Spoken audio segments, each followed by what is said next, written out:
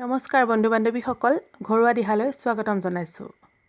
ভাল কাম কৰাসকলৰ লগত সদায় কিয় বেয়া হয়? এই প্ৰশ্নটো প্ৰায় সকলোৰে মনলৈ নিশ্চয় আহে। মইতো কাৰোৰে বেয়া নকৰোঁ, সদায় ধৰ্ম আৰু নীতিত থাকোঁ, তথাপিও মোৰ লগত কিয় বেয়া হয়?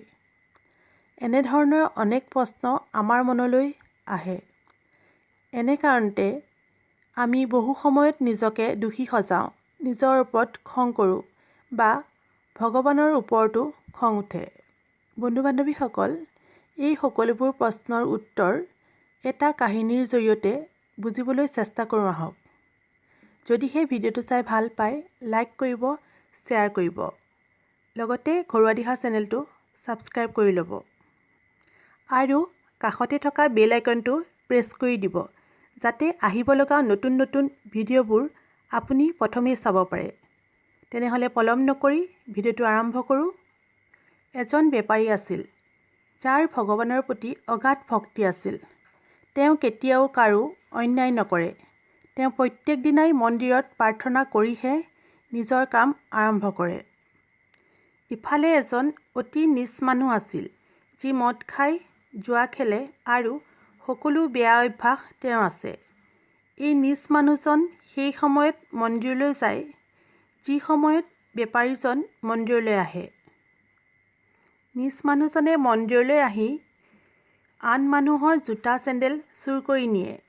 এদিন ধাৰাসাৰ বৰষুণ দি আছিল। মন্দিৰলৈ কোনো মানুহ অহা নাছিল। নীচ মানুহজনে মন্দিৰত কোনো নথকাৰ সুযোগ লৈ পূজাৰীৰ চকুত ধূলি দি মন্দিৰৰ সকলো পইচা চুৰ কৰি লৈ যায়। তাৰ অলপ দেৰিৰ পাছতে বেপাৰীজন মন্দিৰলৈ আহিল।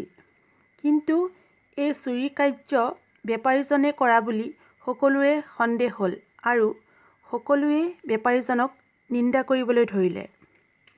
মানুহখিনিক বহুত বুজাই বঢ়াই বেপাৰীজন কোনোমতে মন্দিৰৰ পৰা ওলাই আহিল। অলপ দূৰ যোৱাৰ পাছত তীব্ৰ বেগত অহা এখন গাড়ীয়ে তেওঁক খুন্দা মাৰি থৈ যায়। বেপাৰীজন পৰি গ'ল আৰু যথেষ্ট দুখ পালে। গাড়ীখনে খুন্দা মৰাৰ সময়তে গাড়ীখনৰ পৰা এটা বেগ পৰি যায়। নীচ মানুহজনে দূৰৈৰ পৰা সকলো দেখি আছিল আৰু দৌৰি আহি বেগটো ল'লেহি। বেগটো খুলি দেখিলে যে টকাৰে ভৰি আছে। তেওঁ আনন্দত ক'ব নোৱাৰা হৈ চিঞৰি উঠিল এইদৰে, আজিৰ দিনটো বৰ ভাল আছিল। ৰাতিপুৱা মন্দিৰত চুৰ কৰি বহুত পইচা পালোঁ আৰু এতিয়া পইচাৰে ভৰ্তি এটা বেগ পালোঁ। বেপাৰীজনে সকলো দেখি চুপচাপ ঘৰলৈ আহিল। তেওঁৰ প্ৰচণ্ড খং উঠিল আৰু ঘৰত থকা ভগৱানৰ সকলো ফটো আঁতৰাই পেলালে। ঘৰৰ সকলোকে ক'লে, আজিৰ পৰা এইখন ঘৰত কোনেও যাতে ভগৱানৰ নাম নলয়। এই পৃথিৱীত ভগৱান নাই।